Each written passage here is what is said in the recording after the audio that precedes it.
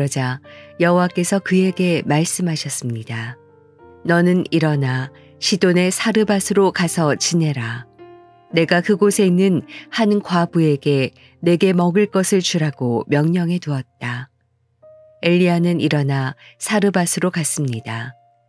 엘리야가 성문에 다다르자 과연 한 과부가 그곳에서 나뭇가지들을 줍고 있었습니다. 엘리야가 그 여인을 불러 말했습니다.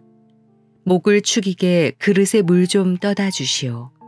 과부가 물을 가지러 가려고 할 때 엘리야가 그녀를 불러 말했습니다.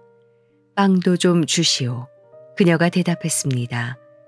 당신의 하나님 여호와께서 살아계심을 두고 맹세하는데 제게 빵은 없고 통에 밀가루 한 줌과 병에 기름이 조금 있을 뿐입니다.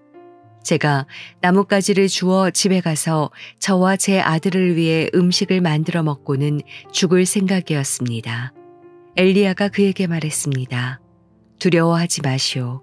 가서 당신이 말한 대로 하되 먼저 그것으로 나를 위해 조그마한 빵 한 개를 구워 주시오. 그러고 나서 당신과 당신 아들을 위해 먹을 것을 만드시오. 이스라엘의 하나님 여호와께서 여호와가 땅에 비를 내리는 그날까지 통에 밀가루가 떨어지지 않겠고 병에 기름이 마르지 않으리라 하고 말씀하셨소. 과부는 가서 엘리야가 말한 대로 했습니다. 그러자 그 여자와 엘리야와 그 식구가 여러 날을 먹었는데도 통에 밀가루가 떨어지지 않고 병에 기름이 마르지 않았습니다. 여호와께서 엘리야를 통해 말씀하신 대로 된 것입니다. 그런데 얼마 후 이 집의 주인인 사르밧 과부의 아들이 병들었습니다. 병세가 점점 심해지더니 마침내 숨을 거두고 말았습니다. 사르밧의 과부가 엘리야에게 말했습니다. 하나님의 사람이여, 내가 당신과 무슨 상관이 있다고 이렇게 와서 내 죄를 생각나게 하고 내 아들을 죽게 합니까? 엘리야가 대답했습니다. 당신 아들을 데려오시오. 엘리야는 과부의 팔에서 아들을 받아 자기가 지내고 있는 위층 방으로 올라가서 자기 침대에 눕혔습니다. 그리고 여호와께 부르짖었습니다. 내 하나님 여호와여, 어찌하여 제가 머무는 집에 이 과부에게 재앙을 내려 그 아들을 죽게 하셨습니까?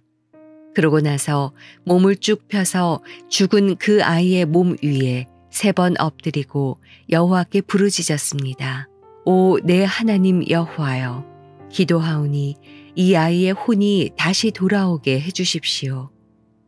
여호와께서 엘리야의 기도를 들어주셨습니다. 아이의 혼이 돌아와 아이가 살아난 것입니다.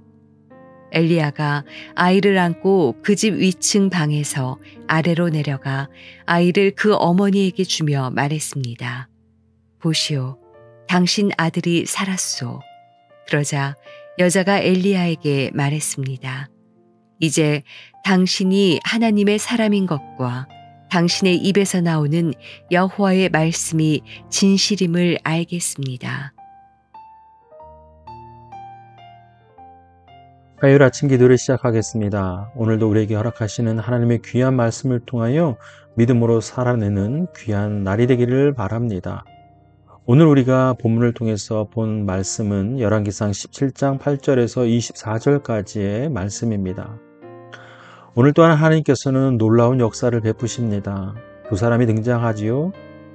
엘리야와 사르밧에 사는 가난한 과부입니다. 우리가 흔히 사르밧 과부라고 지칭하는 여인이 등장합니다. 하나님께서는 분명히 하나님의 말씀에 순종하는 자들을 붙드시고 지키시며 보호하십니다. 그리고 나아가 그들의 필요를 아시고 채우시며 공급하십니다. 그 사실을 오늘 엘리야와 사르밧 과부를 통하여 우리가 발견하게 됩니다.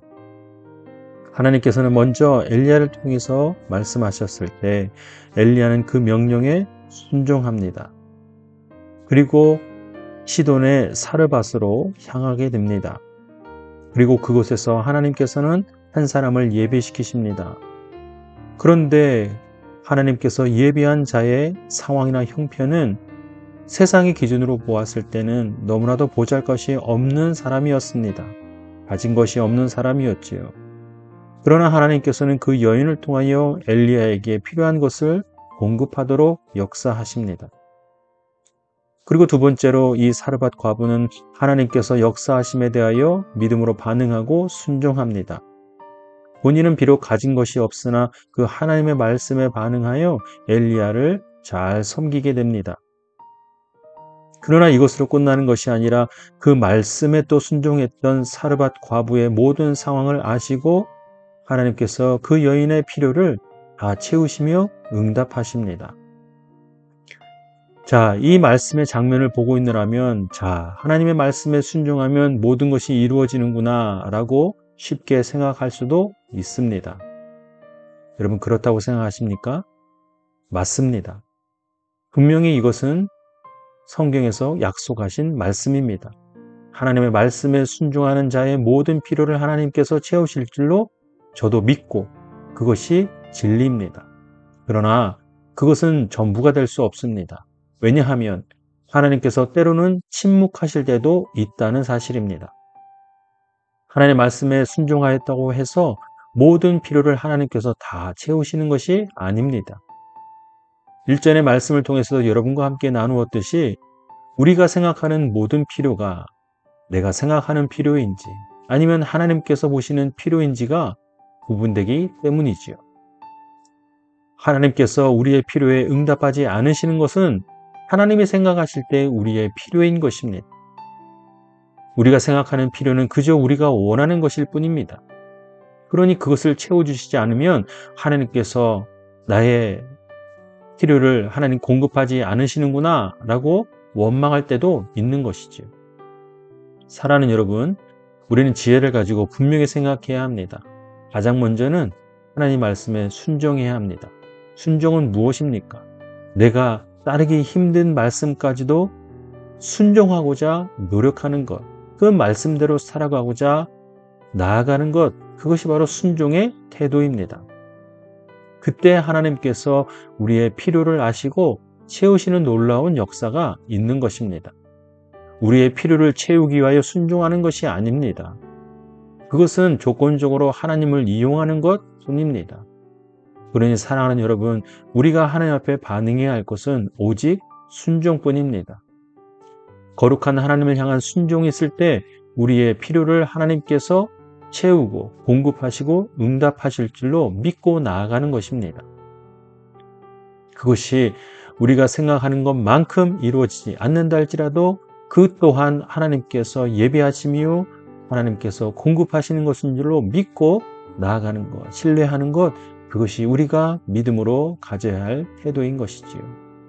사랑하는 여러분, 우리 마음 가운데 하나님을 향한 신뢰를 거두지 마십시오. 하나님 말씀에 어떻게 우리 삶을 통하여 순종할까 이 마음을 들이며 나아가십시다. 그렇다면 우리가 간절히 기도하는 것뿐만 아니라 우리 삶에 믿음으로 사는 삶에 필요한 모든 것을 하나님께서 채우실 것입니다. 너희는 먼저 그 나라와 그 의를 구하라 말씀하셨습니다. 그때 하나님께서 이 모든 것을 더하여 주실 줄로 믿습니다. 그러한 믿음으로 사는 저와 여러분의 하루가 되기를 바랍니다. 이제 각자 해주시는 하나님의 말씀을 묵상하고 오늘을 의탁하며 함께 기도하겠습니다.